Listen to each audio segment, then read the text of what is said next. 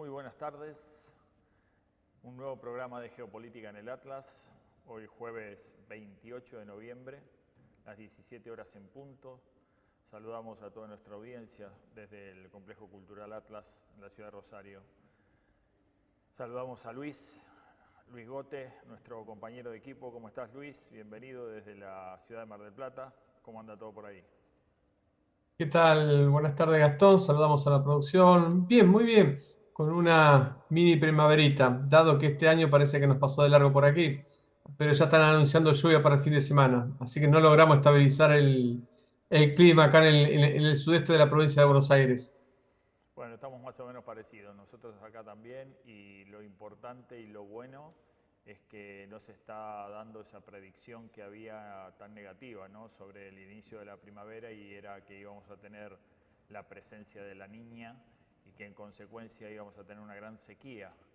Estamos viendo con satisfacción, pero además con gratitud, que estamos teniendo lluvias y que esto de la sequía todavía no se está dando. Esperemos que continúen las lluvias, porque la situación en la que estamos atravesando y la que atraviesa el mundo, la geopolítica inclusive, la lluvia es cada vez más bienvenida. Así que independientemente de que nos arruine algún fin de semana, y que bueno, a algunos se las arruina, a otros nos quedamos y le buscamos la vuelta, no está mal un fin de semana haciendo series, ¿no, Luis?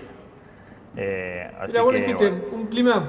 un clima cambiante, ¿no? Donde a veces los científicos no aciertan, como tampoco los predicadores o prestidigitadores dentro de la geopolítica no logran acertar los cambios que se están dando en el mundo. Un mundo cada vez más complejo, un mundo con muchas incertidumbres y un mundo que quizás es muy diferente, si bien somos los mismos seres humanos, pero muy diferente con respecto a antes de la pandemia, porque hay hechos y situaciones que no se logran explicar y quizás esta situación de pospandemia tenga algo que ver, ¿no? Y agudizamos, ¿sabes qué? Creo, entre otras cosas, lo que vos decís, ¿no? Además creo que se ha agudizado la mentira, ¿no? Y entonces estamos transitando en un mundo en el que la verdad cada vez se aleja más, que hay que buscarla, hay que investigarla, hay que ver permanentemente, analizar permanentemente cada una de las cosas. El otro día, días pasados, intercambiaba información con algún colega y hablábamos del contrasentido, ¿no? Hablábamos de la noticia como commodity y hablábamos de esto. Hoy no necesitas mirar 20 diarios en el mundo, sino que lees 2 o 3 y todos dicen lo mismo. Pero a la vez, cuando querés buscar una información relevante, cuando querés leer entre líneas, tenés que hacer mucho análisis, ¿no? Porque hay mucha mentira atrás de todo. Desde lo más relevante hasta lo insignificante. Parecería que cuestiones que son menores tienen también este impacto, ¿no? Y las cuestiones climáticas ya vimos el día pasado, hace 2 jueves atrás, cuando tuvimos la compañía de esta persona, del meteorólogo, nos comentaba claramente las manipulaciones que en cuanto a la cuestión climática allí también se dan, ¿no? Aprovechamos para decir que la cumbre esta que hubo del cambio climático fue un fracaso absoluto, ¿no? Ni comentarios hay sobre la cumbre, solo están previendo una erogación para el 2025 de casi 40.000 millones de dólares, ¿no? Verdaderamente atrás del cambio climático hay unos cuantos que deben estar viviendo y pasándola bien con semejante presupuesto, ¿no? Sí, pero así todo vos te preguntás y yo me pregunto si realmente, a ver, que se entienda bien, ¿no? Que si las democracias y el cambio climático, lo- nosotros lo damos por hecho, más allá de lo que el meteorólogo nos haya aportado con su conocimiento, ¿no? La semana pasada cuando estuvimos con él. Pero que hay muchos no quieren tomar medidas por temor a un electorado que después les puede ser adverso, ¿no? Por eso un poco, como vos decías, el fracaso de la cumbre climática, un poco tiene que ver con eso. a que no se quieran tomar medidas o no quieren llegar a acuerdos que los pueda afectar después en las tomas de decisiones, porque convengamos que las medidas, muchas de ellas tienen que ver con el sector del campo y de disminuir la producción. Fíjate que permanentemente están saliendo certificados para los países productores que deben cumplir para que poder ingresar con su producción a determinados mercados, más precisamente a Europa y en particular Francia. Antes era la huella del carbono, ahora es la huella hídrica del carbono. Como que siempre tenés limitaciones o limitantes para poder producir y obviamente tiene que ver con esto que estamos hablando, disminuir los efectos de la producción del carbono.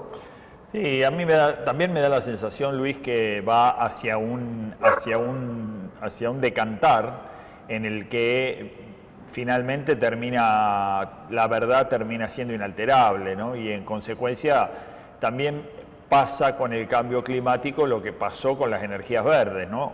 O lo que viene pasando con las energías verdes, ¿no? Acordate que antes de la pandemia pensábamos en un mundo a la Agenda 2030, donde los combustibles fósiles ya no se tocaran, donde iban a ser irrelevantes, donde verdaderamente íbamos a tener un mundo en el que iba a funcionar la movilidad eléctrica, en el que íbamos a tener energía solar, energía eólica, el hidrógeno, esto, el otro, y verdaderamente hoy nos encontramos de nuevo con liderando la base de todo proceso humano, porque la energía es la base de todo proceso humano y además es global, o sea, todavía sigue siendo ese commodity que todo el mundo necesita en términos globales y en términos casi masivos, y en consecuencia la líder otra vez se convirtió en la energía de los combustibles fósiles y hay como un retroceso en todo eso, ¿no? Entonces... Vos fíjate, ¿te acordás que hace varios años ya Alemania prácticamente le estaba dando el certificado de función a las centrales nucleares? Claro, claro. Hoy se está peleando por la extracción de petróleo en Malvinas, se está peleando por la extracción de petróleo y gas frente a la costa de Gaza y en otros lugares más. Bueno, aquí en Mar del Plata se están haciendo definitivamente investigaciones sobre el tema de si existe o no existe petróleo. Es decir, que hemos vuelto nuevamente a las competencias de lucha como a principios del siglo XX. Exactamente, y esto muestra también la expectativa que tiene el mundo, fundamentalmente de Argentina.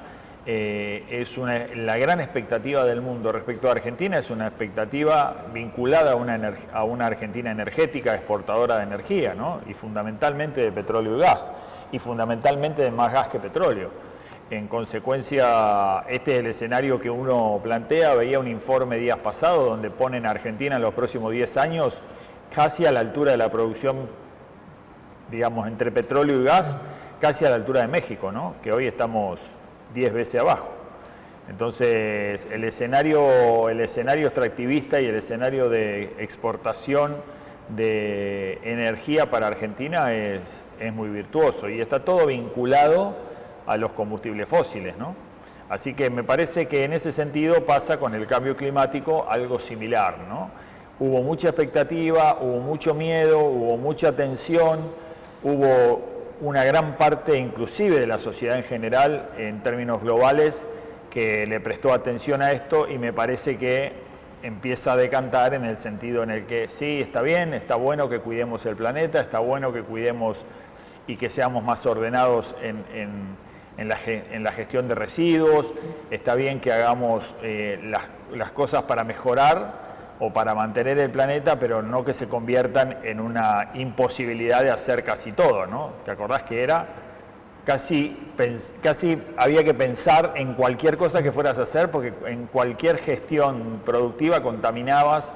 Nosotros en la industria hemos tenido años de la prepandemia muy complejos, porque todo lo que tenía que ver con los residuos, con la descarga de líquidos y demás, fundamentalmente a los ríos, se había tornado entre comillas, ¿no? En una cuestión muy compleja y además en un gran negocio, ¿no? Era un costo enorme para las empresas, incluso hasta había alguna legislación penal respecto de contaminar algún río, Entonces fueron años bastante difíciles, donde habría que presentar seguros, pólizas de caución, las aseguradoras no se hacían responsables de la cuestión penal, con lo cual era un tema, se había instalado como un tema muy complejo, ¿no? Y como dicen algunos analistas, hoy, después de las elecciones de Estados Unidos, es el gran derrotado, ¿no? El gran derrotado es, además de las encuestadoras, como dijimos el jueves pasado, es todo lo que tiene que ver con las energías verdes y con el medio ambiente, ¿no? Y ya de nuevo, repito y reitero, la cumbre de medio ambiente fue la ausencia absoluta de todos los líderes políticos, ¿no? Pero fíjate que hay como un contrasentido. Primero, hay un tema que, bueno, lo has pasado por alto y sería bueno recordarlo, por lo menos para darle un poco más de, bajar un poquito la atención por el tema que estamos hablando. Pero vos te acordás que hace un par de años se hablaba sobre el gas metano que producían las vacas y sobre también las problemáticas que podrían generar si en Argentina hubieran más criaderos de cerdos, justamente por los mismos gases, ¿no? de sus flatulencias. Todo esto ya ha quedado olvidado. Y aparte de un contrasentido, cuando Europa a vos te impone certificados para producción que no contamine el medio ambiente, etcétera, etcétera, son los mismos que están llamando a Ucrania a cargar las bombas atómicas. Sí, Es decir, no, de que no tengan problema de una confrontación nuclear, porque, a ver, acá no están bajando las tensiones, están acrecentándose las tensiones. A nosotros nos piden que no contaminemos y ellos están presionando para una tercera guerra mundial con la utilización de armamento atómico. Sí, finalmente, y para concluir, cerrando un poco este tema, termina siendo esto, ¿no? Nos terminamos dando cuenta que termina siendo, por un lado, medidas pararancelarias, fundamentalmente en todo lo que tiene que ver con el intercambio comercial y con el cierre de acuerdos, y en segunda instancia, digo, un gran negocio en sí mismo que generó toda esta movida, ¿no? Y por otro lado, si uno quiere incluir a China, bueno, como verdaderamente fue durante muchos años señalado con el dedo como el gran contaminante del planeta, en consecuencia montó todo esto que tiene que ver con, y lo montó y lo gestionó y lo aplicó, ¿no? Hoy la movilidad eléctrica en China casi es un hecho, ¿no? Bicicletas, motos, autos, todo lo que es transporte público, casi todo se mueve energía, ¿no? Pero fundamentalmente es una gran estrategia y una gran inversión de ellos hacia mostrar que están en un escenario de cuidando el medio ambiente, ¿no? Pero bueno, eso es la situación en la que estamos. Creo que la cosa inclusive va a ir más a decantar en el próximo, una vez que asuma Donald Trump, porque como ya nos tiene acostumbrados, no es un defensor acérrimo de estas cuestiones, con lo cual creo que una de las primeras cosas que va a hacer es patear el tablero definitivamente en términos medioambientales, que también está mal, ¿no? Porque me parece que en su justa medida es un escenario que debería ser cuidado y controlado, en serio, acercándose a la verdad, acercándose a tener un objetivo final que sea verdaderamente el cuidado del medio ambiente, evitar el saqueo de los mares, evitar el saqueo de los ríos, evitar las talas indiscriminadas en lugares donde verdaderamente no son necesarias. Estas cuestiones deberían, los incendios forestales y los incendios de limpieza, hay mucho que tiene que ver con eso, sobre todo en nuestra región, estamos muy habituados a eso, ¿no? Todos los incendios que empiezan a darse cuando hay que limpiar los campos, y es mucho más barato quemarlos que meterle litros de combustible para limpiarlo, ¿no? Entonces esto es un hecho, y esto debería ser un cuidado, debería tener una política. Es más, estoy convencido que debería haber una política medioambiental de Mercosur, pero que esté vinculada a algo serio, ¿no? A algo verdaderamente que busque ese objetivo. Pero bueno, ya hablando de como vos tiraste esto de los franceses, que fue también una excusa para frenar, cuando ya vieron que no alcanzaba con el tema agrícola, fundamentalmente Macron metió en aquella charla con Lula, metió el tema medioambiental del Amazonas para también complicar ese escenario. Y entonces quiero aprovechar para hacer una mención, porque más allá de la cumbre del G20 que vimos el jueves pasado, que estuvimos viendo y analizando un poco, estaba muy encima, había estado muy encima de la finalización de la cumbre.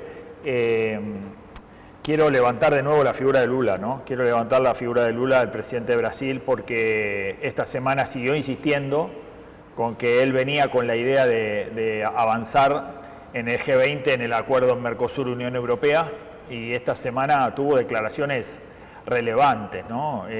Al decir, y esto lo parafraseo, casi literal, que bueno, si los franceses se oponen, que se opongan. No tienen mucho para decir, porque en realidad la Unión Europea y von der Leyen tienen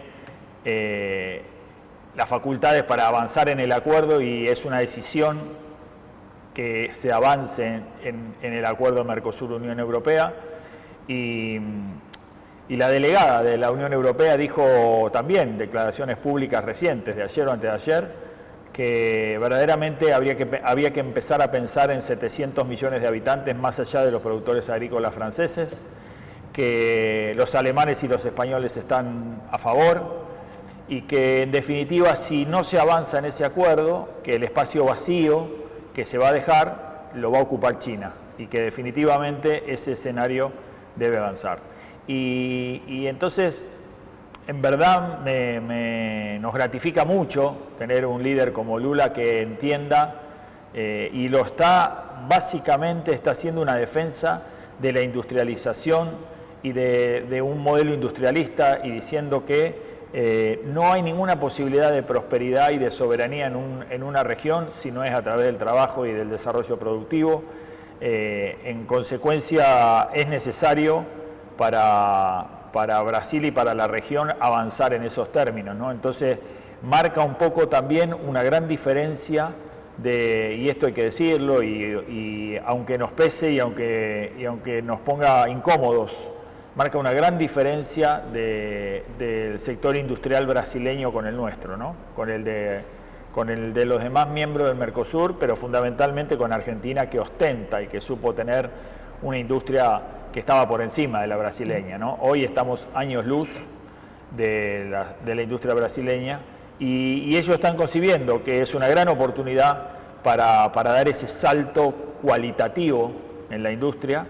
Y Lula está hablando de lo que hablábamos nosotros, Luis, hace tiempo. Desde el año pasado venimos hablando de un acuerdo Unión Europea-Mercosur que nos permita cooperar y no competir, y Lula estuvo diciendo eso estos días, ¿no? Necesitamos un acuerdo con la Unión Europea que sea de cooperación, que sea de intercambio, y que verdaderamente también nos llena de satisfacción el poder probar que el análisis que veníamos haciendo, porque acordate que nosotros venimos del año pasado gestionando el acuerdo Mercosur-Unión Europea, ¿no?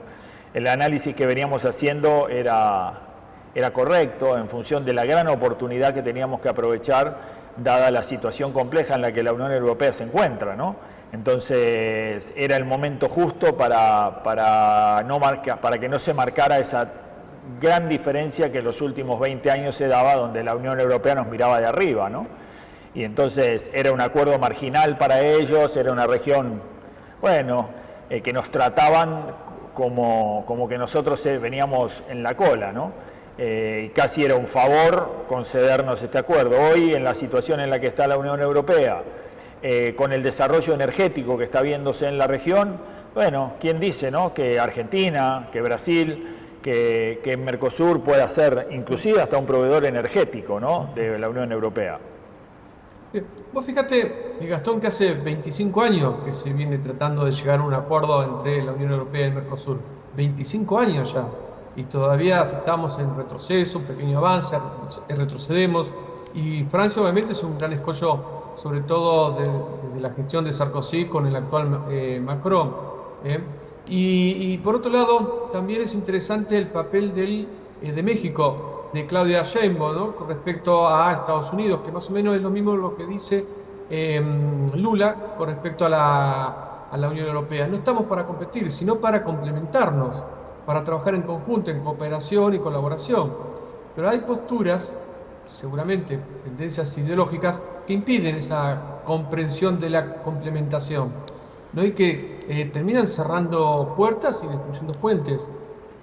Sí, sí, definitivamente.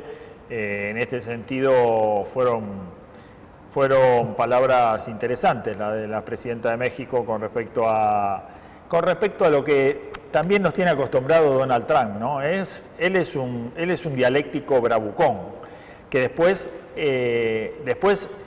cuando tiene que llevar a la práctica las cuestiones es como más analítico y como más mesurado, ¿no? Porque en definitiva, si uno separa al Donald Trump del discurso, lo separa de la acción, ha sido, inclusive en su presidencia, un presidente muy mesurado en casi todos los temas, ¿no?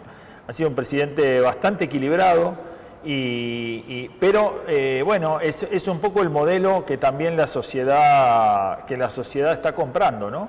Y en eso, bueno, algunos políticos lo identifican bien, lo entienden y lo leen bien y actúan en consecuencia, ¿no? Entonces él está actuando en esta transición que creo que le toca mucho más difícil que lo que fue la anterior, porque bueno, ahora vamos a ir a hablar este tema respecto de la situación global y de la situación de Estados Unidos, pero le toca una situación muy compleja. Pero ahí vamos, me gustaría cerrar lo de Unión Europea-Mercosur, levantándole la copa a Lula, levantándole la copa a Brasil, a su industria, a su modelo industrialista, a su política de Estado industrial. Fíjate que vienen de dos presidencias que puede hablarse de un antagonismo importante como Bolsonaro y Lula, y el modelo y el barco va siempre para el mismo lado, ¿no? Brasil muestra que en los últimos 50 años, por ponerle una temporalidad, pero tal vez algo más, creo que de Getúlio Vargas para acá, Brasil muestra una coherencia que está asociada a una política de desarrollo, desarrollista, industrialista, de cooperación, inclusive en no plantear los modelos antagónicos. Y tenés un Brasil que a la vez que se convertía en un modelo industrialista y ostenta el 50% del PBI industrial de la región sudamericana, es el primer exportador mundial de carne, ¿no? Con lo cual entendió claramente, entendió más que nosotros el peronismo, ¿no? Yo no sé por qué no lo hacemos a Perón ciudadano brasileño, porque podría tener mucha más repercusión que la que tiene acá, ¿no? Porque verdaderamente hicieron de la producción una cuestión, un escenario muy proactivo y muy virtuoso. Y han logrado resultados que muestran la permanencia, que muestran la política de Estado, que muestran la coherencia, independientemente de lo que puede ser las cuestiones políticas ideológicas y la retórica política, ¿no? Brasil tiene un rumbo definido y para allá va. Y en consecuencia me parece que esto del Mercosur con la Unión Europea le va a obligar a Mercosur. ¿Por qué soy un defensor tan acérrimo de esto? Fundamentalmente porque necesitamos una escala de desarrollo tecnológico en la región y que nos las puede dar la Unión Europea, fundamentalmente creo que de la mano de Alemania, y en consecuencia, y además porque nos va a obligar a gestionar un Mercosur mucho más dinámico, mucho más actual y con mucho más capacidad decisoria, ¿no? Entonces tengo la esperanza de que podamos lograr o de que podamos avanzar hacia un modelo de integración plena, donde la libre circulación de bienes y servicios y personas dentro de Mercosur sea un espejo de la Unión Europea, ¿no? Podamos circular libremente las mercaderías, los negocios, los profesionales, las personas puedan fluir en el ámbito de Mercosur de manera dinámica y de manera desburocratizada, ¿no? Eso es lo que ayudaría y sería la base, la tierra fértil para el desarrollo de las cadenas regionales de valor. Si nosotros seguimos concibiendo un Mercosur en el que da lo mismo exportar un bien, un producto, un servicio a Brasil que a Noruega, verdaderamente no vamos a avanzar en el desarrollo de las cadenas globales, de las cadenas regionales de valor. Esto definitivamente tiene que haber una libre circulación en el ámbito de Mercosur. Y y eso sumado a un vínculo con una Unión Europea necesitada de alimentos, necesitada de energía y necesitada también de un lugar donde poner su capacidad y su know-how tecnológico, me parece que podemos encontrar un punto virtuoso, y es por eso que soy un defensor acérrimo de este acuerdo, independientemente que seguramente cuando hilemos fino, seguramente cuando pongamos la lupa bajo todos los sectores, algunos sectores serán más golpeados que otros, pero como coincido con el pensamiento de la delegada de la Unión Europea cuando decía es hora de que pensemos en 700 millones de habitantes que hacen Mercosur y la Unión Europea, ¿no? En consecuencia, este es un poco el escenario que me parece que alguna parte de Europa está también intentando fortalecer para equilibrar un poco la balanza respecto de lo que ahora vamos y ahora nos estamos metiendo, y es el desarrollo del conflicto bélico en Ucrania, ¿no? Que no para de escalar, no para de avanzar y de haberse puesto la lupa en ese conflicto, y fíjate que tan importante y tan relevante quedó que el conflicto de Medio Oriente entre Israel, Líbano, Palestina, Irán y demás, se logró un alto el fuego, ¿no? O sea, hay una transición allí donde se pusieron todos de acuerdo y hay no sabemos cuánto va a durar, pero evidentemente la cosa está concentrada en Ucrania y en Rusia, ¿no? Y todo indica, o todo parece que lo están empujando cada vez más, y esto es lo que espero sí que el líder de la política rusa, hablamos de Putin, espero que tenga el temple para no reaccionar, porque creo que lo están empujando, y es la gestión saliente de los Estados Unidos, es en el marco de esta transición. Nosotros lo habíamos dicho, ¿te acordás que hace algunos jueves yo te dije no vaya a ser que Trump asuma con una guerra, con la tercera guerra mundial desatada, ¿no?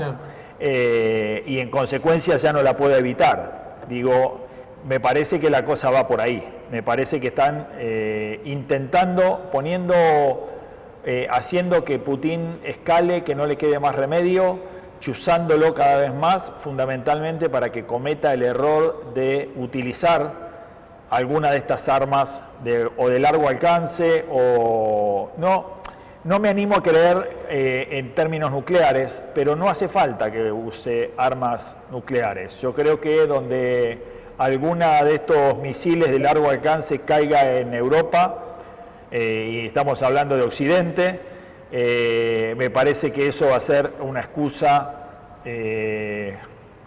irrelevante para que se desate la Tercera Guerra Mundial, y esto está directamente relacionado con el desafío, también está directamente relacionado con el desafío al dólar como moneda hegemónica, ¿no?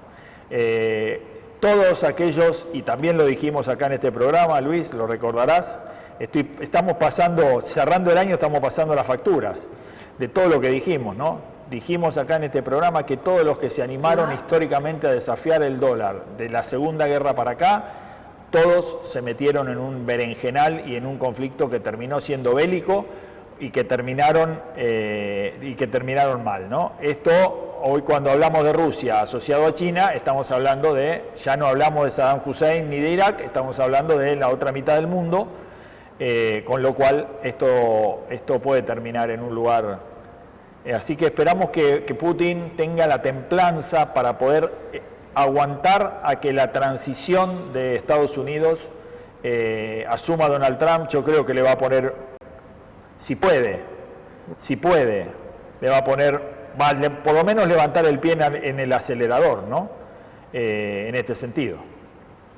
Mirá, hoy a la mañana, en un canal de YouTube, estaban haciendo mención, creo que era la presidenta de Dinamarca, hacía referencia a que su abuelo y sus abuelos habían muerto en los campos de concentración de la Unión Soviética, Y eso hacía referencia a que la Rusia soviética actual, es decir, le agrega al nombre de Rusia soviética, que Europa no debe claudicar.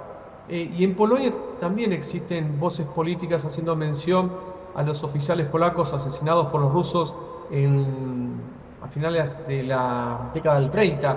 Es como que ciertos hechos del pasado empiezan a aparecer y están reclamando una suerte de, yo diría, venganza, porque es llamativo estas declaraciones de estos políticos y que obviamente van a dificultar cualquier proceso de paz que debería iniciarse inmediatamente, ¿no? En esta región de Rusia y Ucrania.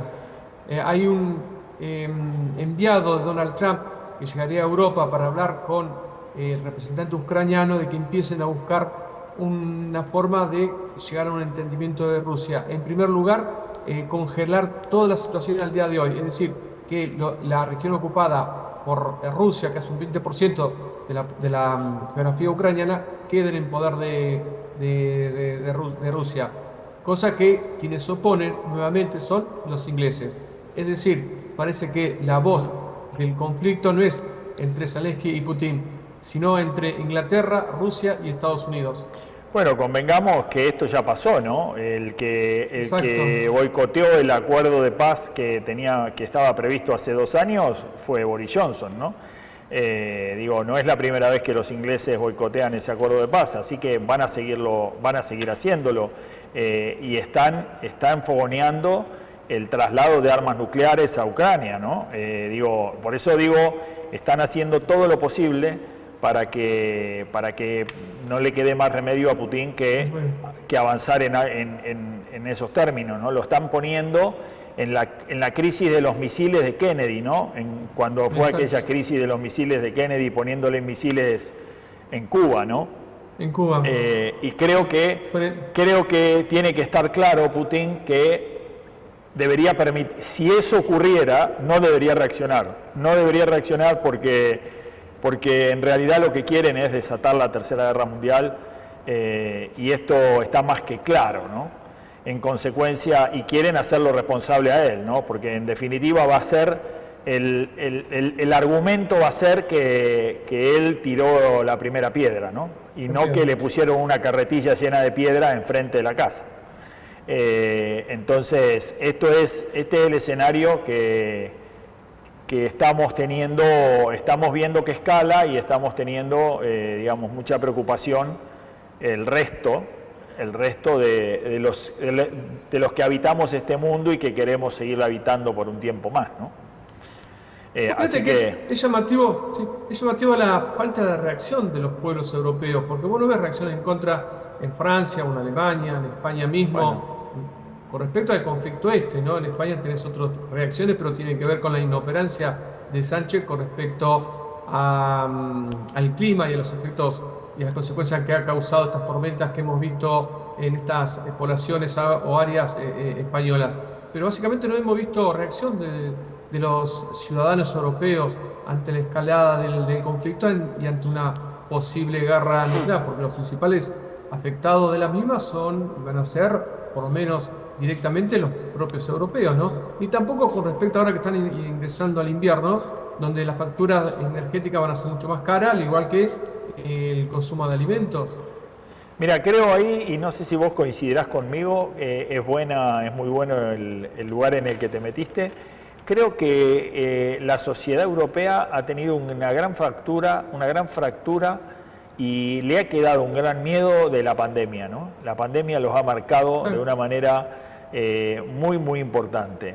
Y después creo que se empieza a sentir algún rum rum, y por eso no es casualidad estas campañas de las que vos estás hablando, ¿no? Que fogonizan la rusofobia, ¿no? Que fogonizan, que le dan entidad a un imperialismo comunista de una Rusia que no es tal, ¿no? Entonces, en este sentido me parece que vamos a ver en los próximos días y de acá para adelante una gran campaña publicitaria, fogoneando estas cuestiones históricas que generen algún grado de venganza y de revitalizar algún anticomunismo, ¿no?, en alguno de los aspectos. Y por otro lado, también creo que la Unión Europea está bastante colonizada por el globalismo financiero a través de la socialdemocracia, ¿no? Entonces, todos los socialdemócratas que están callados están de alguna manera ordenados y alineados a un globalismo financiero que en definitiva está haciendo de todo esto un gran negocio vinculado a todo lo que tiene que ver con la alianza de la industria bélica y todo lo que tiene que ver con la reconstrucción de cada escenario, ¿no? Entonces, ahí me parece que esto está también marcado. Y los pocos, como diríamos, las pocas células nacionalistas que van prendiendo en los diferentes lugares, como puede ser Italia, como puede ser Alemania, creo que son muy cuidadosas de no encender un fuego alto para que vaya a caerle, para que le caigan los bomberos encima a echarle toneladas de agua y apagarlos antes de que sean un incendio, ¿no? Antes de que sean un emergente. En consecuencia, me parece que hay un gran miedo en Europa y que eso los tiene paralizados. Y que creo que hay un sector que es el que está fogoneando este acuerdo con Mercosur un poco para equilibrar la balanza, ¿no? Y que hoy lo único que domina Europa es la OTAN, ¿no? O sea, la agenda europea es una agenda OTAN, no hay otra cosa, ¿no? Porque no hay ninguna otra agenda, o sea, Europa, ¿no? Sí. El continente integrado, casi 30 naciones, moneda única, la historia floreciente de Occidente, la única agenda que tiene es una agenda bélica, ¿no? Fíjate que Europa se ha quedado prácticamente sola. África ya no responde de la misma forma que antes de la pandemia, Asia tampoco, y América o América Hispana, aquellos países que no están dentro del BRICS y están dudando, están viendo la forma de ingresar al BRICS, pero ya no mira a Europa como antes de la pandemia, ¿no? Ha perdido camino, como que estas políticas que llevaron adelante durante ese periodo de pandemia ha terminado fracturando la relación de Europa con el resto del mundo y ha envalentonado ese resto del mundo con respecto a Europa. De África nunca hubiera esperado las reacciones que hoy estamos viendo, por ejemplo. Definitivamente, creo que esto es así. Creo que de nuevo tenemos una gran oportunidad de que Europa, porque uno también lo mira en la lejanía, ¿no? Uno también mira como que las cosas que le ocurren a Europa no nos involucran. Y digo, es uno de los órganos vitales de Occidente, ¿no? Independientemente de que nos guste o no y que estemos de acuerdo o no. Y es uno de los escenarios de equilibrio también de este mundo actual multipolar, ¿no?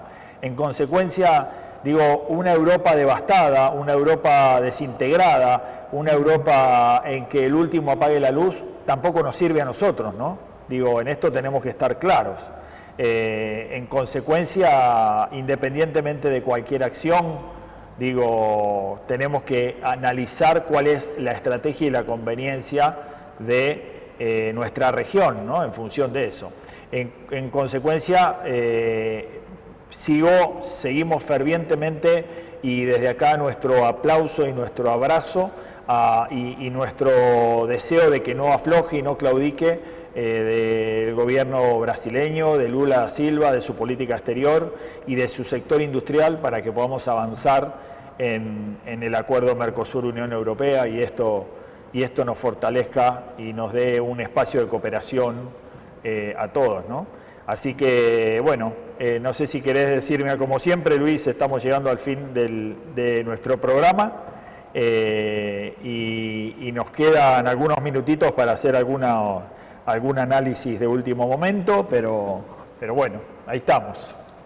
Sí, a ver, con la posibilidad de pecar de reiterativos, siempre decimos más o menos lo mismo, que la Argentina tiene una gran posibilidad ante este escenario. pero esa posibilidad está atada a la toma de conciencia de nuestros políticos. Y hoy podemos observar que los políticos argentinos están discutiendo otros temas que nada tienen que ver ni con la geopolítica, con la realidad mundial y cómo nosotros interpretamos esa realidad internacional. Están muy lejos de todo esto. No logran de alguna forma despegar sus miradas de sus propios ombligos y están llevando a que nuestros pueblos pierdan esa gran oportunidad. Vemos las enemistades o la confrontación que hay con respecto a Brasil, con determinados países que componen el Mercosur. La idea de creer que con el acercamiento de Estados Unidos o de Israel vamos a poder llevar adelante un camino de desarrollo, y vemos cómo Estados Unidos ha reaccionado con respecto a Canadá y a México, y esto no te está garantizando absolutamente nada. De la forma que yo te decía que Europa está quedando solo, la Argentina pareciera que también está quedando sola, y eso sería un gravísimo error para nosotros. Así es, esperemos que esto no ocurra, esperemos que también articulen los sectores industriales y los sectores productivos de la Argentina, esperemos que reaccionen, porque también son hasta el momento los grandes ausentes de esta situación, y en parte son responsables también. Yo así quiero ser fuerte en esto, quiero ser honestamente, intelectualmente honesto, ¿no? Y recuerdo, ¿no?